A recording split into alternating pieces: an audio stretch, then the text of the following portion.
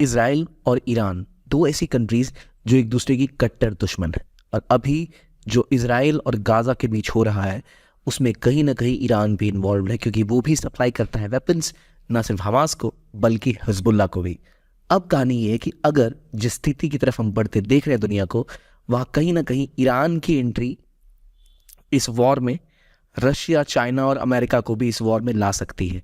तो जब ईरान और इसराइल जैसे देश आमने सामने होंगे तो क्या होगी कहानी। हम ये नहीं कह रहे कि वो आमने सामने होने वाले हैं, पर चलिए जानते हैं कि आखिर क्या तैयारी का लेवल है ईरान और इसराइल का। इस वीडियो में हम कंपेयर करेंगे इसराइल और ईरान की आर्मी को, एयरफोर्स को, नेवी को, और जानेंगे किस हद तक वो प्रिपेयर्ड है।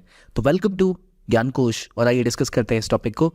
इस टॉपिक पे आगे बढ़ने से पहले मेरा आपसे एक सिंपल सा सवाल है कि ईरान की कैपिटल क्या है? दमस्कस, तेहरान, काबुल या इस्लामाबाद?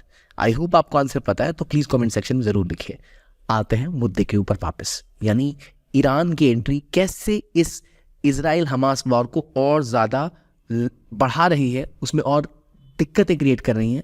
ये हम सब जानते हैं कि ईरान के मिले हथियार हमास को बनाते हैं और ज़्यादा हमलावर, और हमास के हमले इसराइल पर हुए इस बार, और उस हमले के बाद जिस तरह से गाज़ा के लोगों को इसराइल का रूप देखना पड़ा, वो मिसाइल अटैक्स और ब्लास्ट जिसमें कई सिविलियंस की जाने गई, इसे और कॉम्प्लिकेट करते हैं। अरब वर्ल्ड की इन्वॉल्वमेंट भी इसको और ख़तरनाक बनाती है। ईरान लगातार इराक के थ्रू, सीरिया के थ्रू, हमास के थ्रू और लेबनान के थ्रू भी, लेबनान में कौन है? हिजबुल्लाह। इन सभी एरियाज के थ्रू इसराइल के ऊपर दबाव बनाता ही रहता है। तो इसलिए ईरान एक इंपॉर्टेंट प्लेयर है। और जब हम बात करें ईरान की मिलिट्री प्रिपेयर्डनेस की, तो बहुत ज़्यादा पावरफुल कंट्री ईरान भी है और इसराइल भी है। तो देखते हैं क्या सिनेरियो है इनके बीच में, क्या डिफरेंस है। सबसे पहले अगर हम देखें ना आमतौर पे, तो अगर आप ब्रॉडली कंपेयर करो ईरान की मिलिट्री 2015 में अगर हम देखें और 2018 में देखें, तो काफ़ी ग्रोथ देखने को मिलेगी आपको, यानी अराउंड 600,000।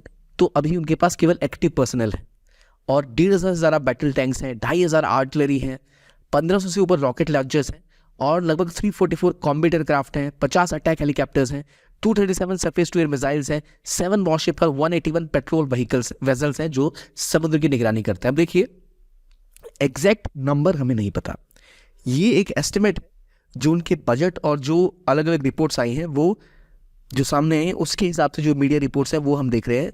एक फेमस इंस्टीट्यूट है, international institute for strategic studies, उसने ये डेटा दिया था कि ईरान की मिलिट्री माइट अभी किस लेवल पे स्टैंड करती है। और अगर हम दूसरी तरफ इसराइल को देखें, तो इसराइल की मिलिट्री में भी आपको दिख रहे हैं अराउंड 465,000 रिजर्व पर्सनल, यानी 3 लाख के जो आसपास सैनिक उन्होंने अचानक बुलाए थे वो सारे रिजर्व सैनिक थे, क्योंकि वहाँ हर व्यक्ति मैंडेटरी रूप से कुछ समय तक आर्मी का पार्ट रहता है। आपको, अगर आप ज्यूइश है तो आपको एक समय के लिए कुछ पीरियड तक आपको मिलिट्री में सर्विस देनी ही पड़ेगी, इसलिए वो सभी लोग ट्रेंड होते हैं, उनकी सारी पॉपुलेशन, और वो रिजर्व की तरह एक समय काम कर सकते हैं। एक्टिव पर्सनल अगर आप देखो इसराइल के 1,69,000, और अगर आप कंपेयर करो इसको ईरान से, तो ईरान में भी आपको दिखेंगे अभी बहुत ज़्यादा मात्रा में 5 लाख के आसपास आपको एक्टिव पर्सनल दिखते हैं। क्यों? क्योंकि भाई ईरान की जो लैंड बाउंड्री है वो भी बहुत बड़ी है। ईरान बहुत बड़ी कंट्री है कंपेयर टू इसराइल, तो उनके पास और भी कई सारी जंगें लड़ने को और भी कई चीज़ें देखने को। लैंड पावर की अगर हम बात करें तो लगभग 2,200 टैंक्स है इसराइल के पास, 530 आर्टिलरी है।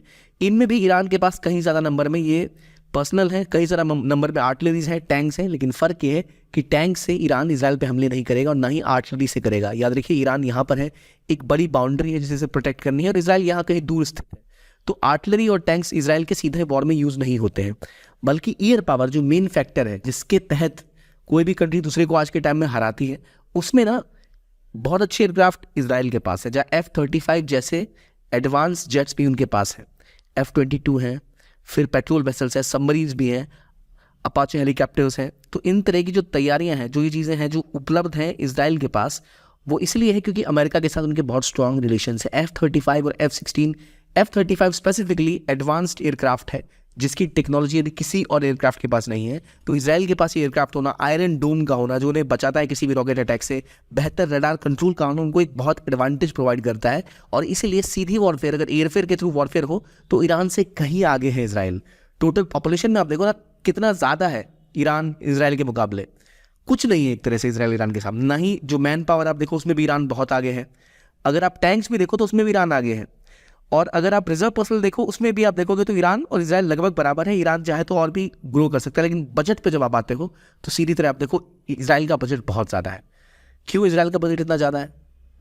अराउंड $24 बिलियन का इनका डिफेंस बजट जो बताया जाता है इसराइल का, वो ईरान की तुलना में कहीं ज़्यादा है। और ये इसलिए है क्योंकि उनकी इकोनॉमी बहुत बेहतर परफॉर्म कर रही है ईरान के मुकाबले।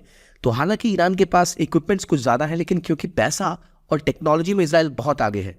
एयरक्राफ्ट में देखो, जितने एयरक्राफ्ट अभी ईरान के पास है 541, और इसराइल एक छोटी सी कंट्री होते हुए 601 एयरक्राफ्ट है, जहाँ F-35 जैसे आपके पास फाइटर जेट्स भी हैं, जो ईरान के पास ऐसा कहीं कुछ नहीं है। और इसके अलावा अगर आप देखो जो आर्मर्ड व्हीकल है, टैंक है, उनमें भी डबल है ऑलमोस्ट इसराइल के मुकाबले ईरान, लेकिन वो युद्ध में काम नहीं आते। इसलिए अगर कभी युद्ध की स्थिति बनती है तो आपको सीधा सीधा दिखेगा कि इसराइल के पास कई चीज़ें अमाउंट में कम है, लेकिन टेक्नोलॉजी में बहुत एडवांस्ड है। तो इसलिए ईरान के साथ इसराइल की अगर हम तुलना करें तो ज़्यादा एडवांस्ड इनकी एयरफोर्सेस है, ज़्यादा एडवांस इनके पास एयरक्राफ्ट हैं, रॉकेट लॉन्चर्स हैं, और हर एक चीज़ में एडवांसमेंट है। लेकिन अगर गुरिल्ला वॉरफेयर होती है, इसराइल को चारों तरफ से घेरा जाता है और हिजबुल्लाह, हमास जो ईरान के वेपन से उससे इनडायरेक्टली अटैक करते हैं, तो ज़रूर इसराइल की हालत बहुत ख़राब हो सकती है। और सबसे बड़ी बात जो हम बात करें न्यूक्लियर वेपन्स की, ये दोनों देशों के पास न्यूक्लियर कैपेबिलिटी है। इसराइल के पास लगभग 90 न्यूक्लियर वॉरहेड है, जिसमें उसके पास इंटरमीडिएट रेंज बैलिस्टिक मिसाइल है।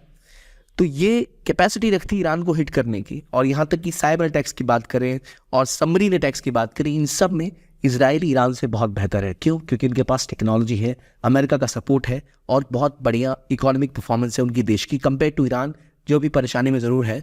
लेकिन अगर गुरिल्ला वॉरफेयर होती है तो ईरान के पास सबसे बड़ा एडवांटेज है कि इसराइल के चारों तरफ जो भी देश है, जो भी ग्रुप्स है पावरफुल, उनके पास ईरान का इन्फ्लुएंस है। चाहे वो हिजबुल्लाह हो, चाहे वो हमास हो, चाहे वो इराक हो, चाहे वो सीरिया हो, हर कंट्री में इनकी प्रेजेंस है। इसलिए ईरान भी कोई आसान कंट्री नहीं है। तो ये था एक कंपैरेटिव एनालिसिस, हम देख रहे थे इसराइल और ईरान में क्या कंट्री किस लेवल पे मैच करती है। तो ये था वीडियो देखने के लिए बहुत बहुत धन्यवाद। Keep on watching ज्ञानकोश।